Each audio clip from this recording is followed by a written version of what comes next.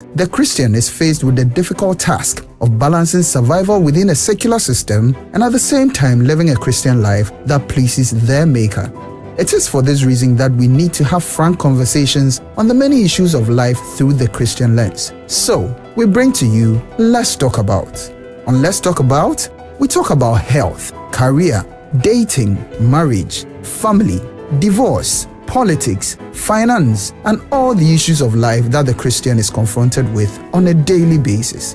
Join us this and every Wednesday on the YouTube and Facebook pages of Trinity United Church Legon, and let's talk about life as Christians.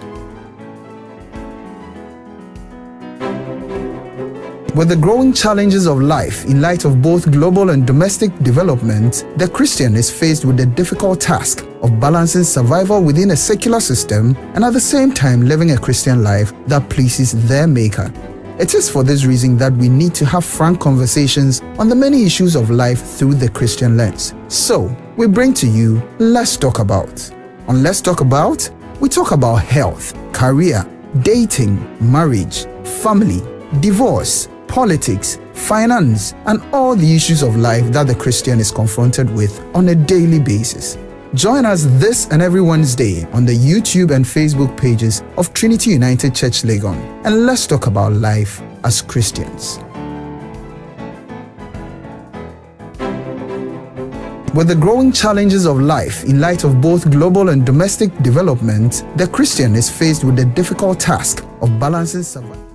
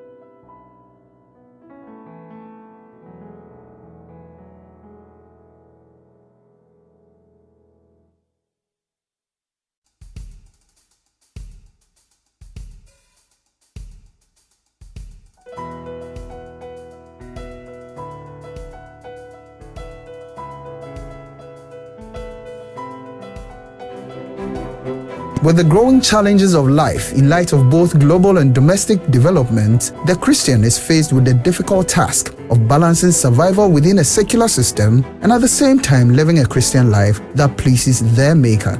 It is for this reason that we need to have frank conversations on the many issues of life through the Christian lens. So, we bring to you Let's Talk About. On Let's Talk About, we talk about health, career, dating, marriage, family, divorce, politics, finance, and all the issues of life that the Christian is confronted with on a daily basis.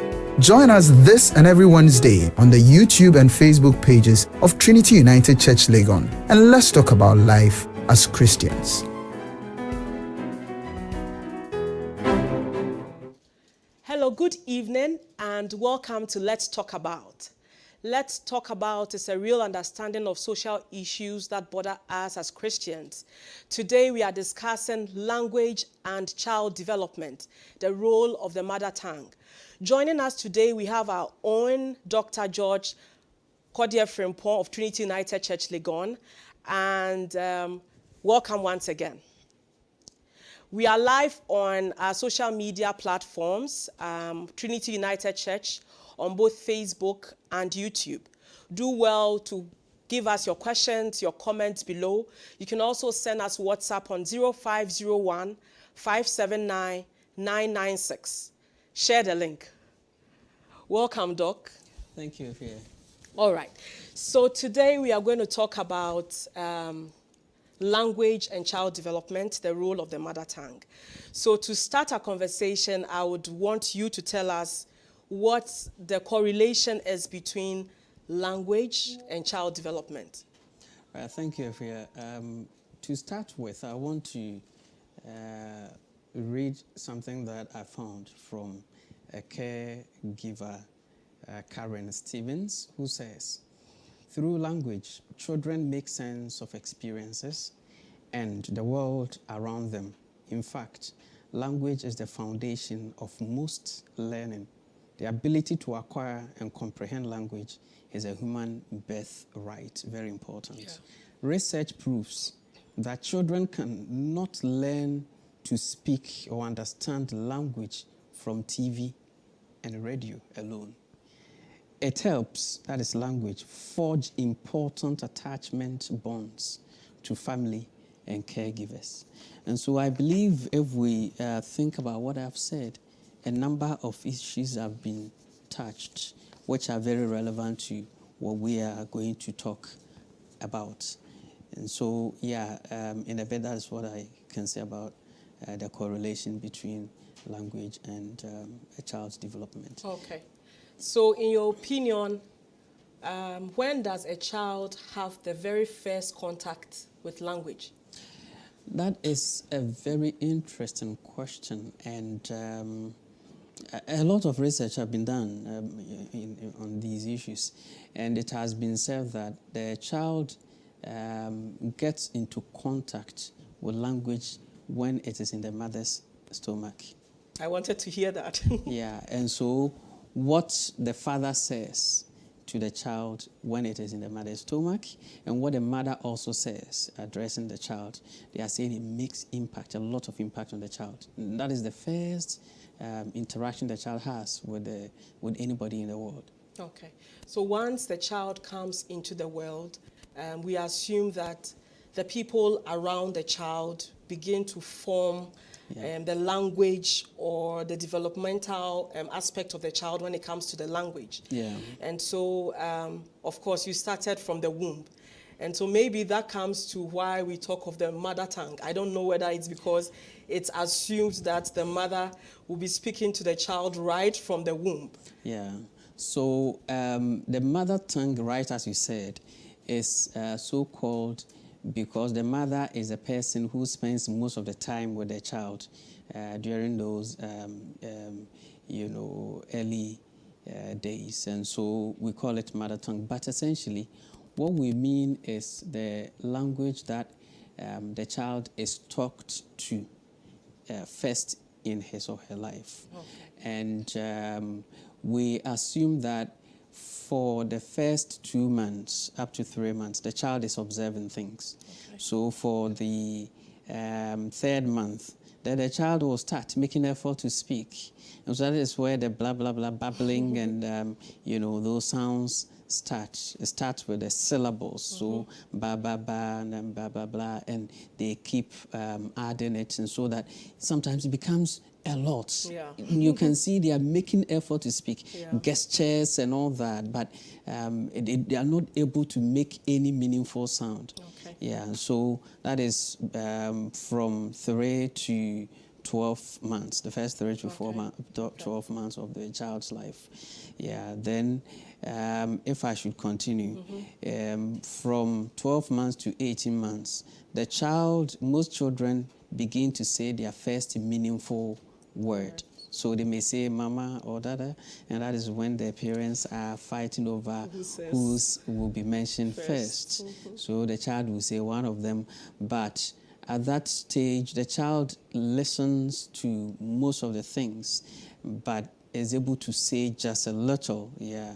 Then from 18 to 2 years, the child is perhaps able to say a few simple sentences, put words together, but the child listens more, plays and use words as the child is playing. Alongside the play, the child is saying things and talking a lot, and so the child at that stage is also able to obey instructions, simple instructions, sit down, come here, so he's observing. From 2 to 3 years, the child is speaking, can form some basic sentences.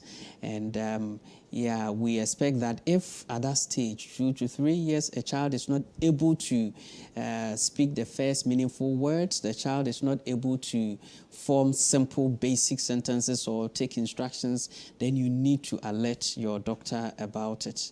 From 3 to 5 years, the child is able to engage in conversation, meaningful conversation, and the child is able to use language to talk about things in the immediate environment and things outside of the immediate environment, about what is happening in grandma's house and is it raining there, and all of these are special features of language. The fact that you can use language to perform the displacement function, talk about things outside of the immediate environment, and the child is able to get this, and also the basic logic of using language, using because, and so on and so forth, also develop at that stage, and other things continue from that on. I've talked about the development from 3 months up to 5 years. Yeah. Okay. So back to the mother tongue. Okay. I think you gave a rough idea of what it is. Yeah. Okay. I know so many people define it in different ways. So what exactly is a mother tongue? Right. So before I come there, I mentioned something in passing, and I'll take the opportunity to explain them. So when we say the mother tongue, we assume to be giving it to the mother, but we are talking about the language that the people around the person will be using. But the mother and the father will do a lot, okay? And so what it means is that, as I said, a child who relies on TV alone does not learn much. And from what I said, we said that the language is a birthright of a human being. So every person is entitled to acquire a language, to develop a language. Animals are not entitled to do so. So when they learn things like parrots, and they only say specific things and they are limited. They cannot reproduce. They cannot use few elements of the language to form so many, to be creative. The human being is able to do that, okay? And so what we do is the parents will form the foundation for the child to learn the language. And so it is the mother tongue, language of the home, the local language, the native language, and they use all of these terms. What is important is that then the parents are very important in the formation, the language formation years of the child. And that is going to serve as a very good foundation for the education of the child. Because there is something that I told you about, referred to as the Matthew's effect of accumulated advantage, Okay. which means that Matthew 25:29, which says that those who have will be given, but those who don't have, even the little they think they have, may be taken away from them. It is something that somebody has observed and concludes that it works a lot in life. You know, that in life, if you have seen, people who are more accomplished and who have, people keep giving them things. Yeah, that's true. Things that they don't even need. We keep giving it to them. Titles, you know, academic titles, they give to people who don't need. It also works with our children. Children who have the advantage of being introduced to language, and so they develop well in the home. When they go to school, it helps them a lot in their educational life. The reason being that when the child starts reading, already some of the words are familiar, and so the child will not spend time learning to read. If a child has a difficulty learning to read, the child gives up and he sees learning as a chore. And so it becomes a problem. And so we encourage that parents will be involved actively in the language development of their kids, because it serves as a very good foundation for their education later in life. Okay. I think that the fear around this part of our world is that most parents actually think that once they start off their kids on the local language, it becomes very difficult for them to pick up the foreign languages. Yeah. Is that a myth? So it's an interesting question. The thing is that when we talk about the principle, the Matthew's effect of accumulated advantage, it works for every language. If the child is introduced to any language at all, the child reaps the benefits. Okay. So take me as an example.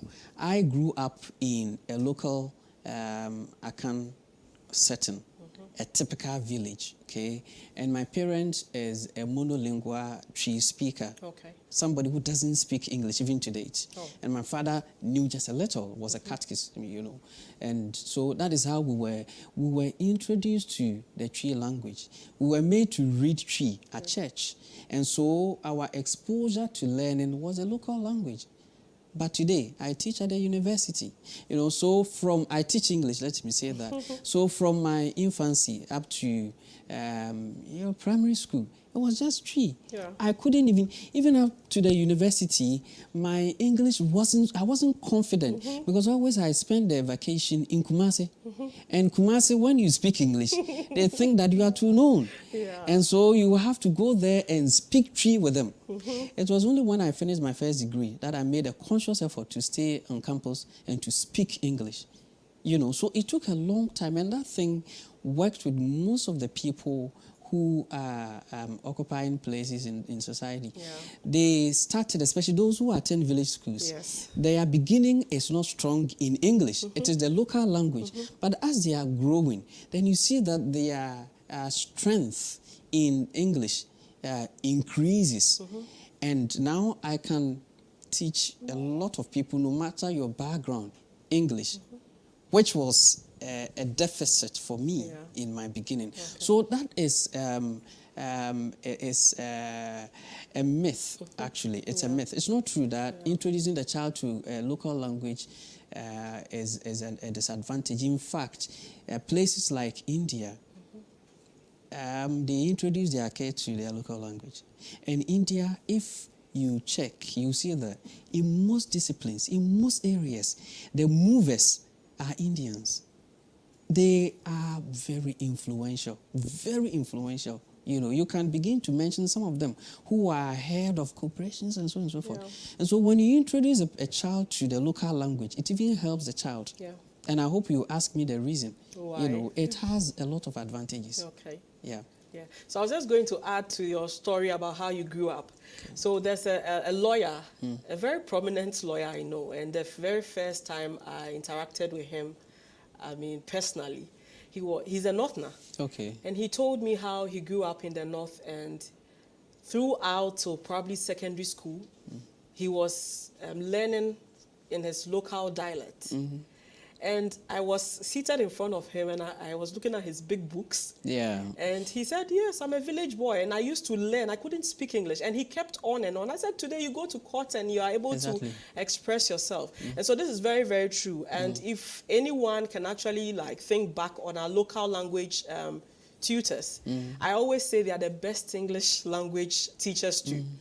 The Ga teachers, the Ewe teachers, like they speak very, very good English. That's true. Okay, so back to the children.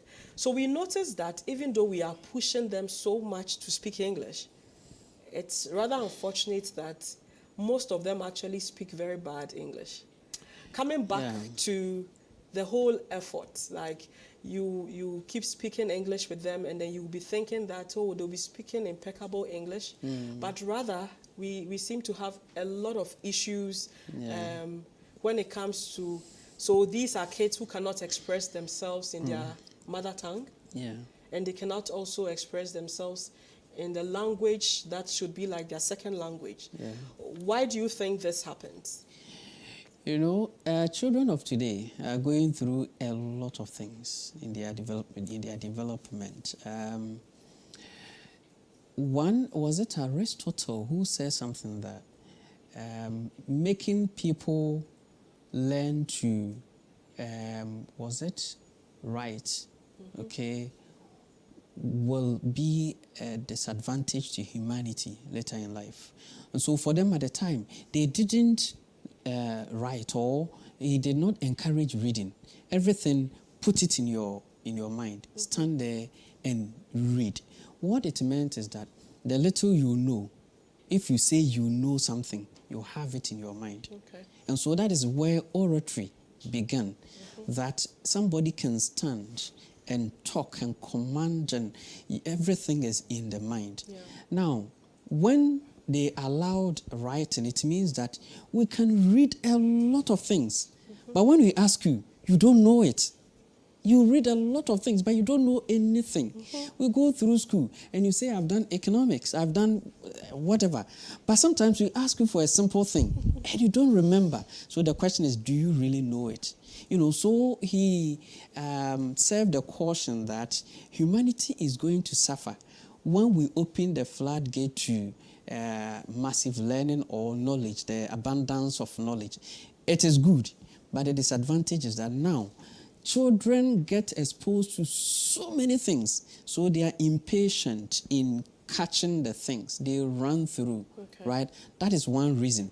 There is abundance of knowledge, and so when they are overwhelmed, they don't know what to do with their knowledge.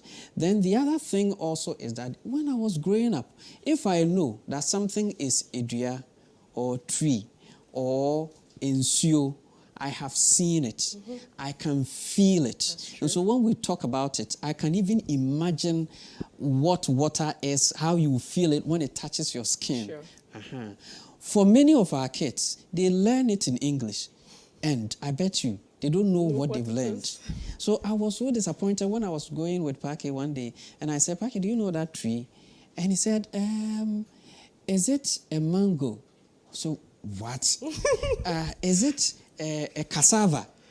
I was so disappointed. Why would you call an orange tree which had fruit on it cassava? You know, that's the reality. That they know cassava, they know mango, but they don't know it. They have not seen it, that this is what we call that thing. You know, so they are learning in what can be referred to as a disconnect situation. So many things they go through, but they are disconnected, they don't know. And I was in the US working, and there were times that they would send me to go and pick something. I teach English, but sometimes they ask me to go and pick something. I will go and look for the thing and come and tell them, I couldn't find it. They say, how? I mean, come, let's go. We go and they show me, but this is it. Then I realized that thing, I know it in the books, but I haven't seen it before. You know, so it tells you that there are so many things that our kids will say, but they have not seen them before. So in reality, they don't know them. And so if you give them the little chance, They will just, and that is where some people will give very funny expressions. Have you heard this before? Some people say, the survivor of the fetus. Yes, the survivor of the fetus. That's what they hear. They have not seen the expression before, the survivor of the fittest. So now we hear a lot of things. That's the But we have not seen them before. And that Anyway. affects the learning of our children a lot. Okay. So I imagine a classroom in Ghana where we have children from different homes, Yes. different dialects, okay?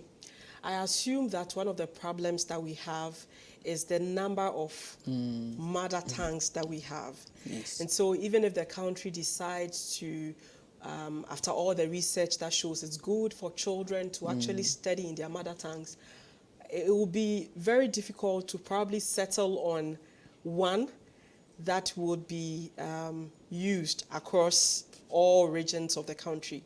And so it comes back to the fact that our parents, or as parents, we have a very important role to play.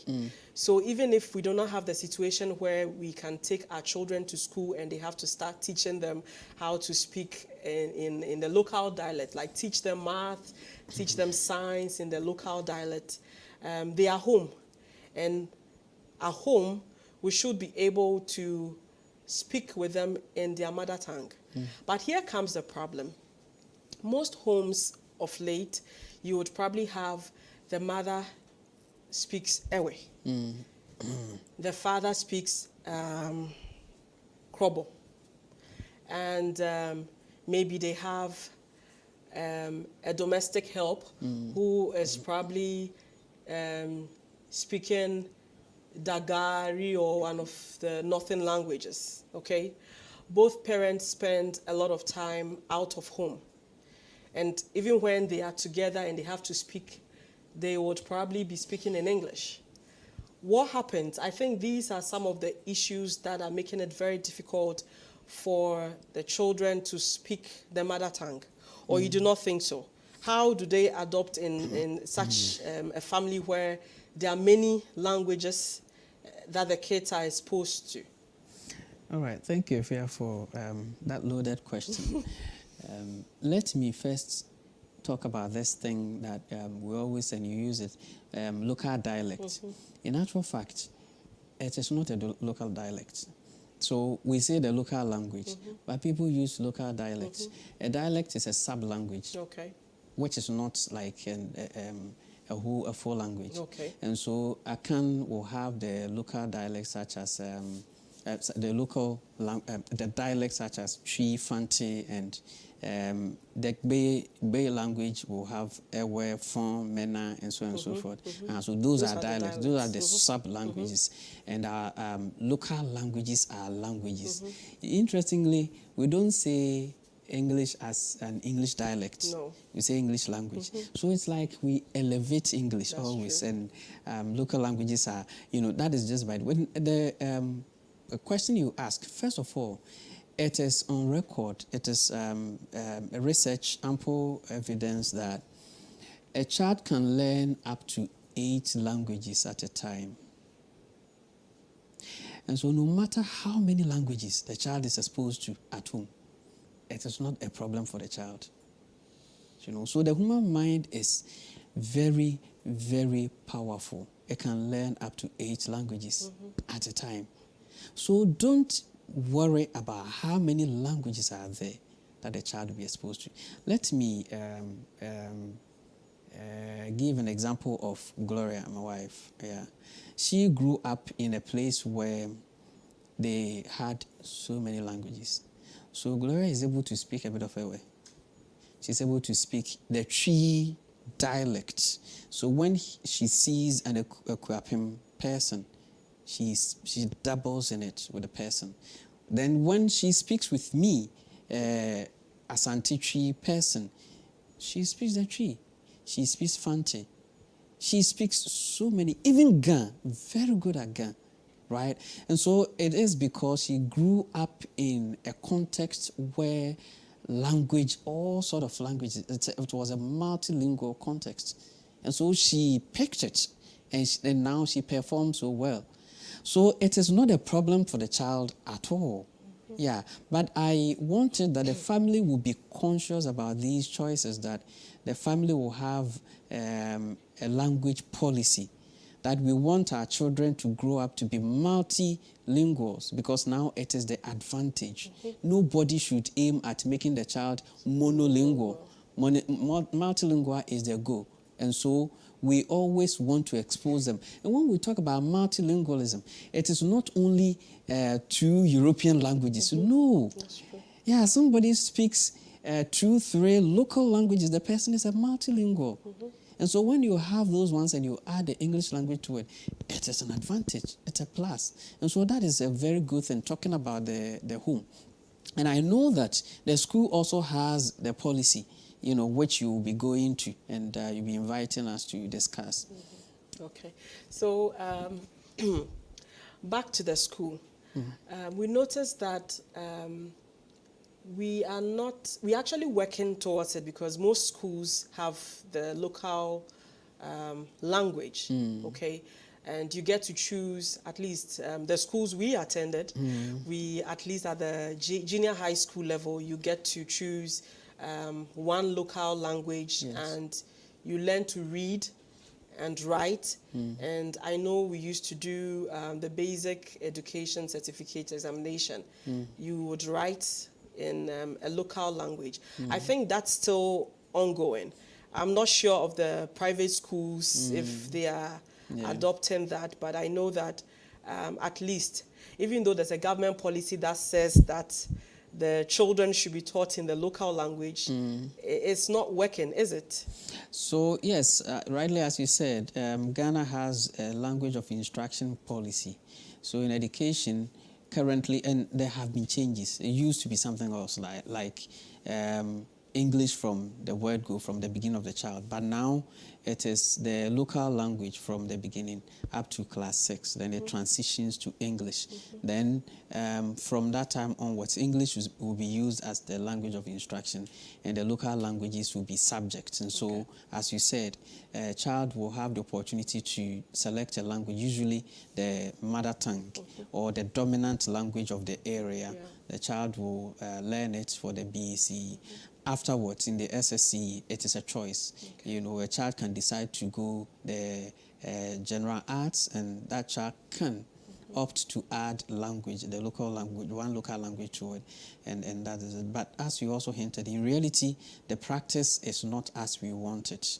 And the reasons are in myriads. The first one is the fact of money, how to finance it. Because Ghana has adopted about 12 languages as the national languages, but we need to think about it. We need to produce books for all those languages. We need to train teachers for all those languages, to go to all the schools in Ghana to teach the local languages. Ghana is not able to do that. And we are a nation that depends on donors' funds for many of the things we do. And no donor will give you money to develop your local language, which will work against the dominant language, which is the English language. So they are interested in entrenching their power here. So they won't give you money to develop your local language, to throw away English, or to become powerful, as some of us think you'll be powerful if you use your local language. And so that is the first problem. Then the second problem also is the fact of the way we teach it. If you go to the village, talking about the implementation, if you go to the village, they will use the local language throughout. They don't transition. So go to the Ashanti region, the Twi will be used throughout till GHS. And so a child who is in the GHS cannot even read English.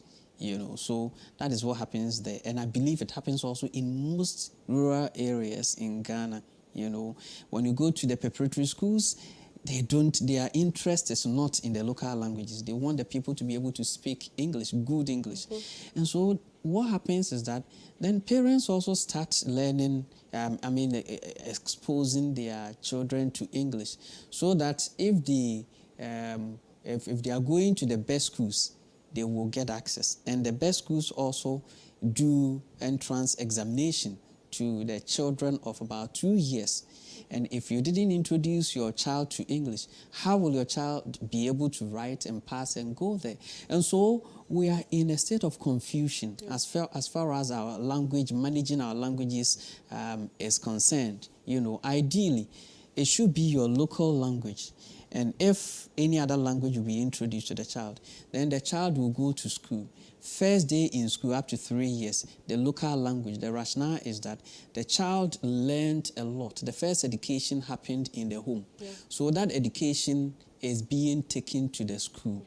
Then at school, they will still continue in that education till gradually the child will be exposed to English and then the child will transition. But now, as it happens in most schools, it means that if the child learns the local language, the child will suffer when he or she goes to school because they will use English straight away in the beginning. Yeah. So this is a bit about the language of instruction policy in Ghana. And speaking about the children going to school and having issues, I think that as a society, we probably need to rebrand our local languages because you were speaking earlier on and cited how even in the way we treat the language makes it look less important. Exactly. And so you go to school, and I remember in our primary schools where if you're not able to express yourself well in English, they laugh at you. And they used to have like a paper where they say wagba or something and they would like laugh at you because you made a grammatical error. Yeah. And this affected many students. So they are good, but they cannot express themselves well in English. And so they become timid, and growing up, you don't even see them talking to people because they cannot express themselves. And so I think as a society, we need to, socialize ourselves to see the importance of our languages, embrace it, and not see it as something that is embarrassing. And so you will not hear somebody feel embarrassed because they cannot speak Chi or they cannot speak Ewe. Yeah. But they are embarrassed because they cannot speak well in English. And I think this is where it all begins. So we have people who can say they do not want to speak the language. They do understand, but they feel even embarrassed to speak or to be associated with the language. And so we need to all go back and right from our homes, re-socialize into embracing our language as part of our being, as our culture and our identity, and be proud of it and speak it as we will any other language. Yeah, well, you are right. You are perfectly right. Fortunately, things seem to be changing a bit. That now when you go to school, they don't beat people for speaking their local language, and they don't shame them. Then they refer to it as vernacular. Yeah. Now, vernacular is derogatory, and so nobody uses that term any longer.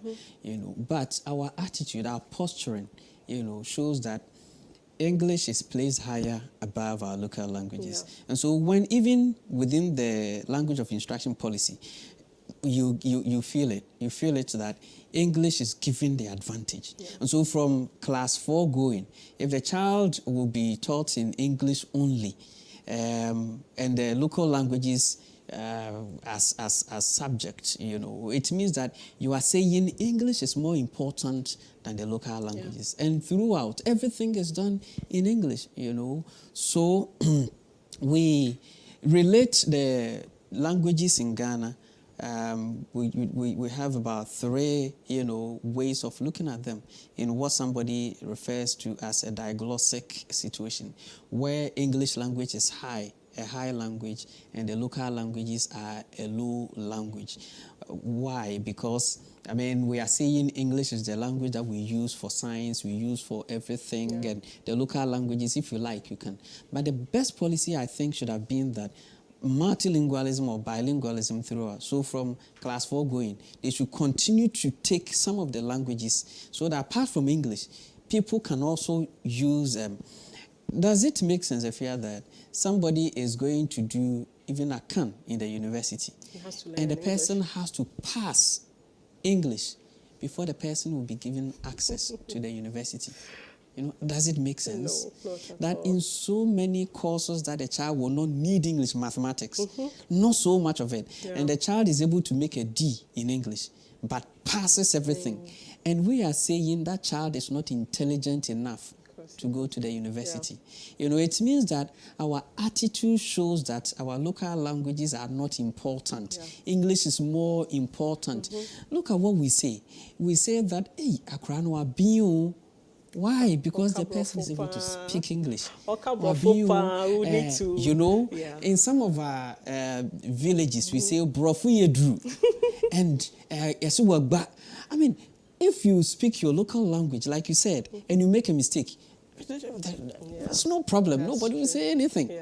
But you speak a language which is not yours, and you make a mistake, and you don't even have the confidence to correct it. You can't. We will crucify you. But even the languages of English has a way of backpedaling, that if you make a mistake, you can take it back and correct it and move on. Exactly. But we make it part of the language that if you are very fluent, if you speak fast in it, it means you shouldn't make a mistake, you are more intelligent, and all of these are indicators that we place English high above everything unnecessarily, and it doesn't help us. That's true. All right. So our guest today is in the person of Dr. George Kodie Frimpong. He is a senior English lecturer at the University of Ghana. We are going to take a short break. Do not move. The conversation is getting very interesting.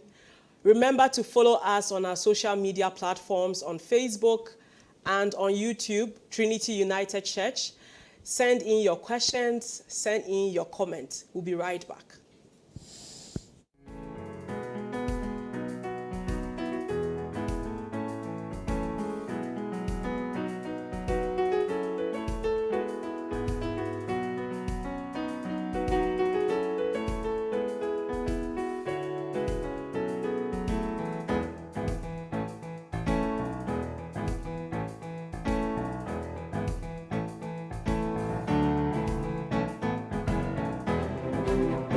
With the growing challenges of life in light of both global and domestic development, the Christian is faced with the difficult task of balancing survival within a secular system and at the same time living a Christian life that pleases their Maker. It is for this reason that we need to have frank conversations on the many issues of life through the Christian lens. So, we bring to you Let's Talk About. On Let's Talk About, we talk about health, career, dating, marriage, family, divorce, politics, finance, and all the issues of life that the Christian is confronted with on a daily basis. Join us this and every Wednesday on the YouTube and Facebook pages of Trinity United Church Legon, and let's talk about life as Christians.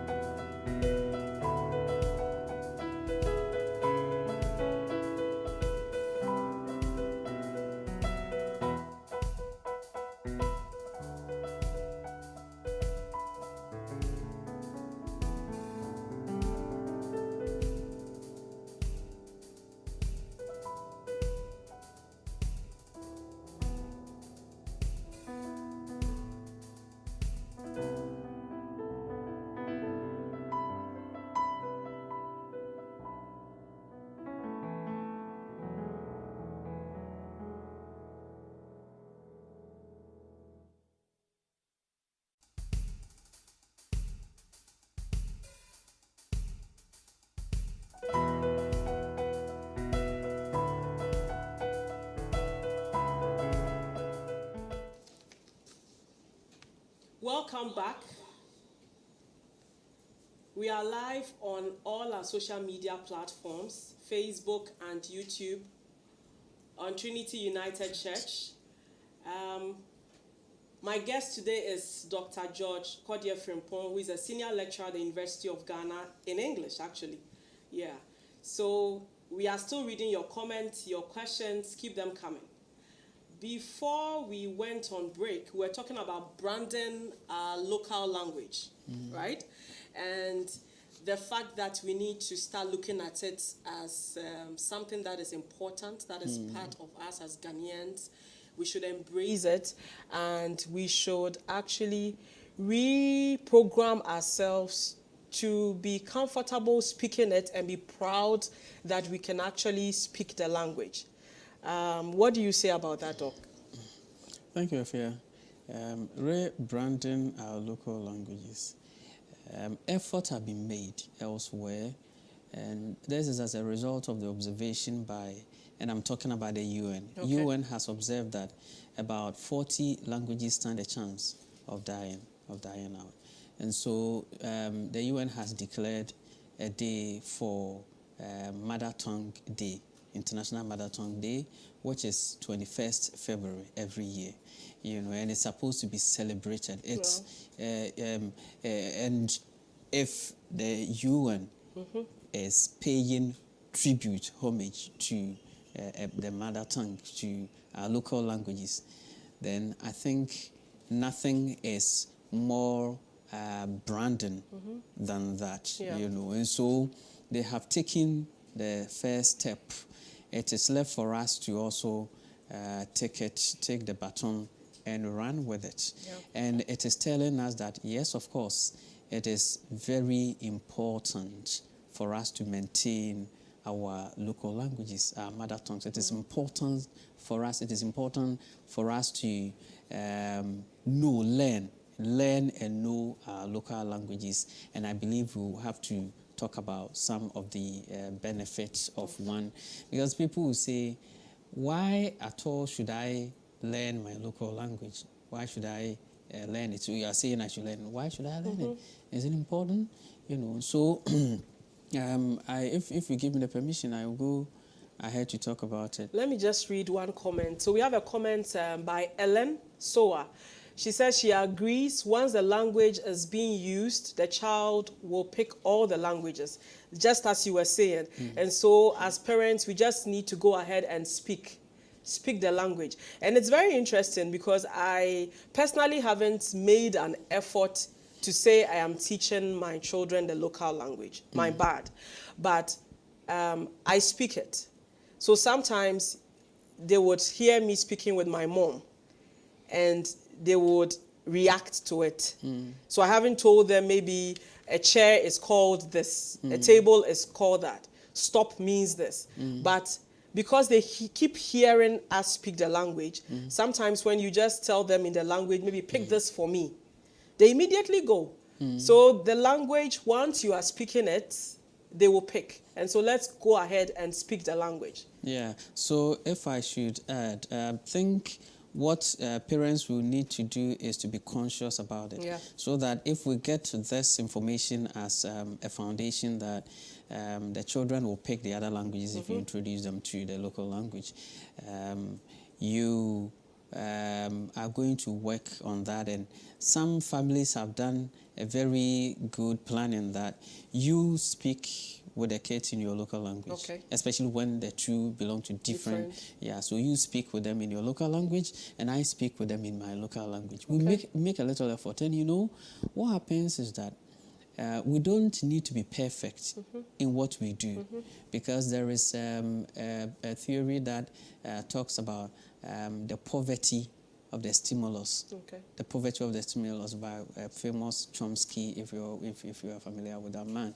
And what he says is that sometimes the background, the context within which the child learns the language may not be perfect. It may not have perfect parents in the language. They may not be so good in the language, but once you introduce the children to the language, they make very good adjustments, and they grow to be very good users of the language. Just look at myself, as I said. The beginning of my foundations in English wasn't perfect, wasn't good. But now I try and I'm able to speak it, you know. So the poverty of the stimulus says that we make little effort. Forget about the context. It may not need to be perfect. They will pick it. And one thing about language is also universalism, that languages have similarities. So if you introduce a child to one language, the child will look at the similar features of that language and make comparison in other languages and do well. So the belief is that once the child can speak one language, the child can learn other languages if the effort is made. So it is a good observation. So another thing I can just speak about is the fact that years back we used to have a very communal society. So I didn't learn Twi. I'm an Ewe, 100%. But I learned to speak Twi. And in fact, growing up, I spoke more Twi than I did Ewe. Because right in the community, you probably lived with other people. There were many people around. Now, most of us have gated houses. It's the father, the mother, the child, and maybe a help. And both parents spend so many hours away from the children. And we've left them to gadgets. They are watching TV, they are watching cartoons. They spend most of the time doing this. And so we barely have enough access or opportunities to even speak, let alone speak in the local language. And I think based on this, we need to be deliberate about teaching our kids. It wouldn't be like in those days that it was a natural thing. I don't remember anybody teaching me any local language. It just happened. Because that is what everybody is speaking around me. It just happened. But now we need to be deliberate and make a conscious effort about teaching our children how to speak the local language. I mean, you are spot on. What we need to emphasize here is the fact that things are changing. Things are constantly changing. And so our world, now we can talk about our world, because it is different from their world. And ours was the opportunity to trust everybody in the community. And so you can go to everybody's home, eat there, learn their language by speaking with them. And like you said, you do it unconsciously. You get the language unconsciously. You know, so we picked the language from the community, from the society. But now our world is, like you rightly put it, we are living in walls around us. And you won't let your kid go. We used to go and play football with other people. Today we don't do it. So you go to school, English is supposed to be used predominantly. Then you come home, everywhere is English again. You are not going to play with kids in the community. And you also are exposed to the media, as you said, all Western-based. And so now with some of us middle-class people, the type of TV we watch also is a thing. DSTV, Netflix. Local TV, we don't watch it. We don't allow that. So we don't even know the stations. How do they learn the language? You know, interestingly, we have, where we live, we have people in the area, and we've observed 2 children. Those are people who live in the community. And when they go to school, they come and they go out. They allow them to go. And the way the kids are learning that they are Ewes, but they speak Twi even better than our children who have Twi Akan parents. You know, so that is it. It's our world. I don't know how we can break it, but we are full of fear. We don't want our kids to go out, and it is having effect. And so, as you said, we need to make a conscious effort to introduce them to it. But as I will recommend, I will talk about a number of factors that can help us to maybe increase the effort, because we alone, in our home, we may not be able to Okay. succeed in it. Okay. So Anthony has a question here. He says, how true is the notion that when a person is very fluent in their local language or mother tongue, it makes them better at learning English faster and very fluent? How true is that? Yes, it is true. It is true. It is in the, it's emphasized by the concept I said, that universal grammar of a sort. Okay. What it means is that languages have similar features. Languages have similar features. And so once the child is introduced to one language, the child will pick features that he will use to guide him or her to say that, oh, in my language, we say it this way, which is different from how they say it in that language. And that comparison helps a lot. This one is similar to that one in that language. And then it helps you to. But if you don't have any language to compare it with, it becomes difficult. And it's also good if it is in the local language, because the local language is learned informally, in the informal context, where the person is referred to the things that are being, expressed by the language. The person is pointed to the thing. So when he learns one word, he knows it through and through, in terms of the palpable, how to feel it, how to touch it, all of them, which is different from teaching the person in the other language, which may not even involve the things in the immediate context. So it is in the abstract.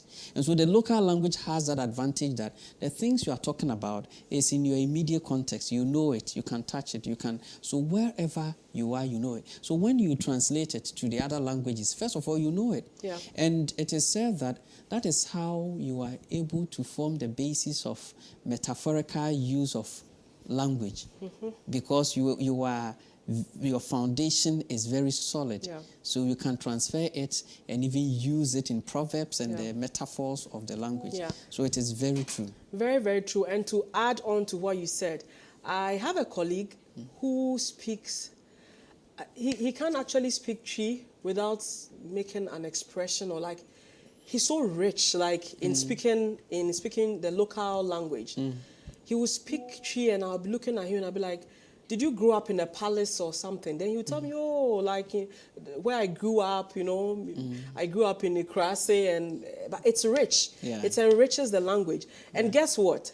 He writes the best like essays, and if he decides to pen down his thoughts, in the same way he's very expressive in the local language, he brings it right on paper when he has to write English.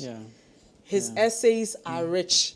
That is true. Because he speaks very rich local language. That is true. It also means that we need to be patient, because this observation, what it means is sometimes the result may not be immediate. Sometimes it may not be immediate at all. So the person will take a lot of time to solidify what is learning in the local language, and it will take a long time before the effect, the impact is made. Like I use myself as an example. I used my entire life before the first degree to learn the English, the Twi. All that while I was also learning English, I read a lot of books. And so I knew it. I knew the English language, but I couldn't speak it with confidence. I couldn't speak it with confidence. And so when I came to use the English more predominantly, I think I'm doing well. And that is it. So it is true. We will need to be patient. And there is one professor in English, Professor Wiredu. He also talks about the same thing, that up to sixth form, his English was very bad. But he was the school prefect, because when he writes, he would write very impeccable English, but the speech wasn't there. That is where we need to make a difference between the speech and the written, the spoken English and the written English. And so when the person is not able to speak fluently, that doesn't mean the person doesn't know the language. The person can develop more in the written, and then later you see that maybe the person will bad in so well in the spoken. I think the spoken also comes with, like you said, confidence. And practice. Practice. The confidence is very important.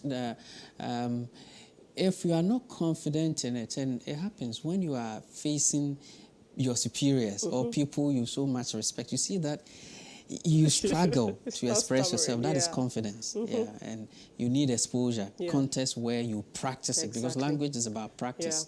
Yeah, that's true. All right. So we have another question here. Does Ghana have a policy document for Ghanaian languages, and how are such policies helping in shaping our languages? Yes, we have a policy, and the policy is that, we have too many languages. A small country like us has about conservatively 66 local languages.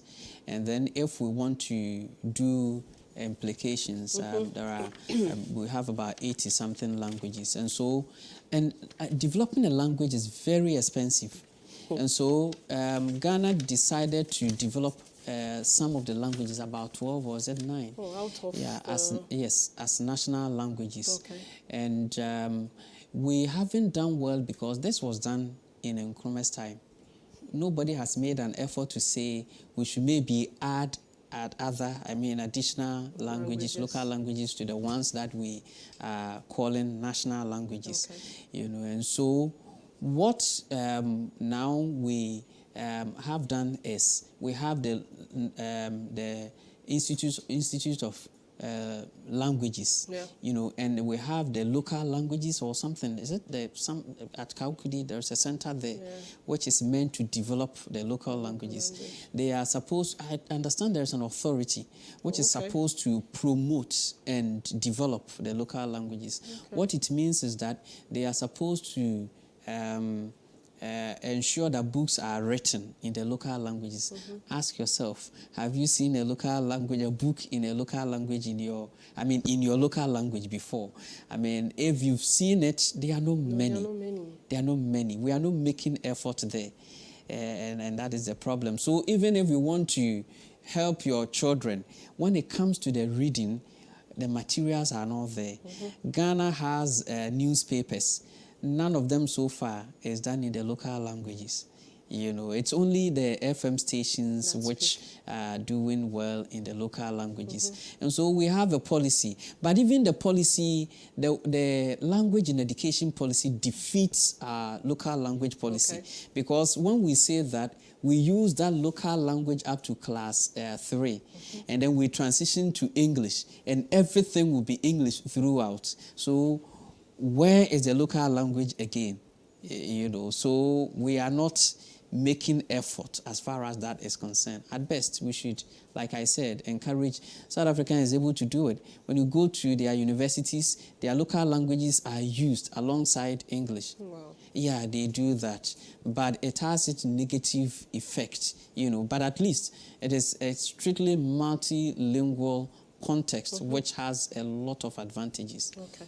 So this means that even if parents or the society decides to make a conscious effort in teaching or speaking the local language, we do not have adequate materials available.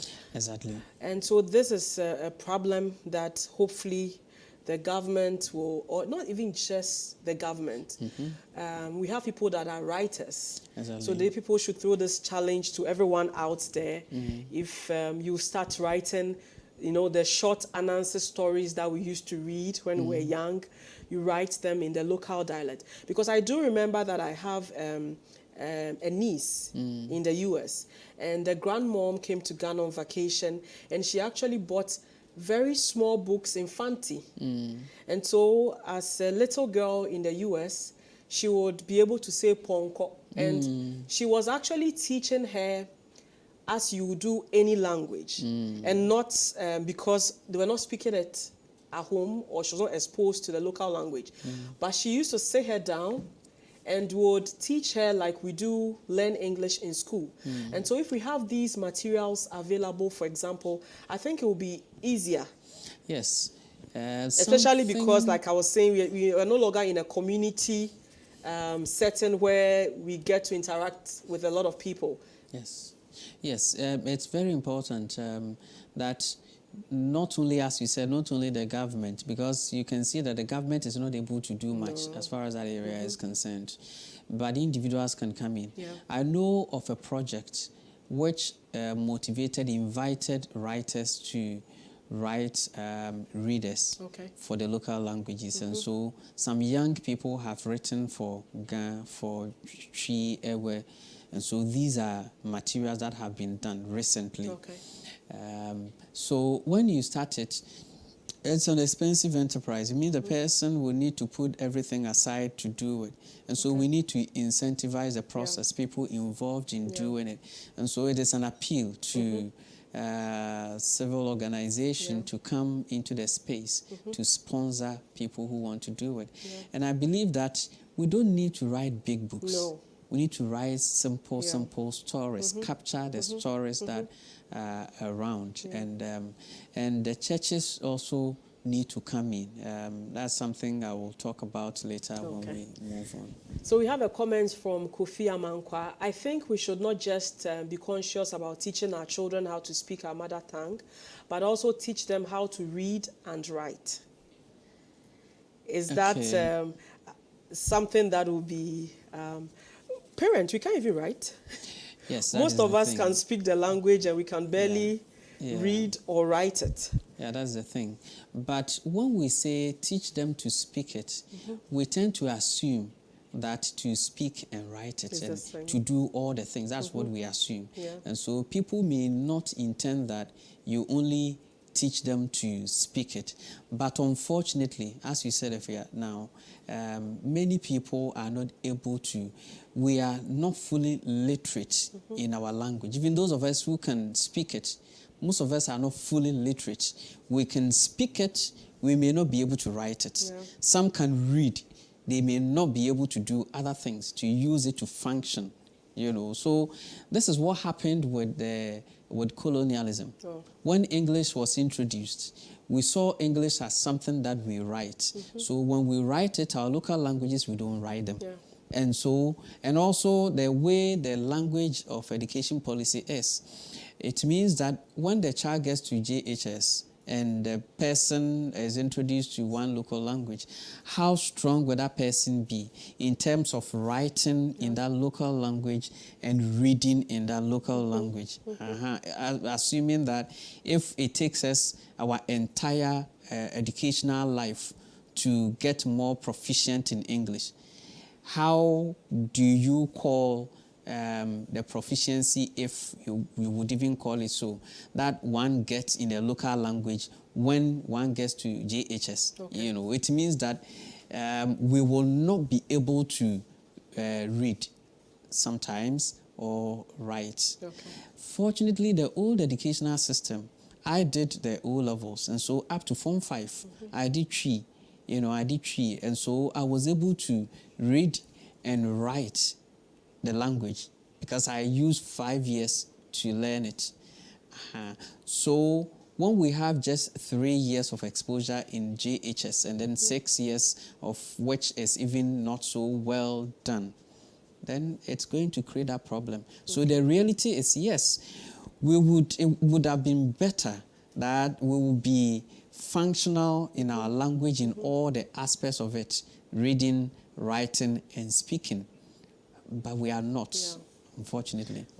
So it looks like we are almost coming to the end of today's talk. And so I would want you to give us your closing remarks. Language, child development, and then the mother tongue. Okay. So as we have said, our world is changing, and it is so changing very fast. So how we learned our languages, like you said, in the community, is no more the case. We are living in enclosed worlds, and so our kids don't have the opportunity to learn the language naturally, and pick it from the environment, from their community. So we need to be conscious beginning from the home. The family should make a language policy that we want our children to be multilinguals. We need to begin from there. How do you do it? Then we share the rules and say that if grandmother is in the house, grandmother should use local language alone with the children. Sometimes grandmother says, I am fascinated about the English language, and I too want to speak the language with my children, my grandchildren, and so they don't want to. But I think it will help our children a lot that the planning means that grandmother speak the local language with the children. Then we, the parents too, the father, if we have different backgrounds, father, speak your language with them. The mother, speak your language with them. But if we share the same language, it makes it a bit easier. And that doesn't mean that you do not code switch. You know, you will code switch at some point, and it is all fine. And as I said, the children can learn multiple languages, up to 8 languages, so it is all fine.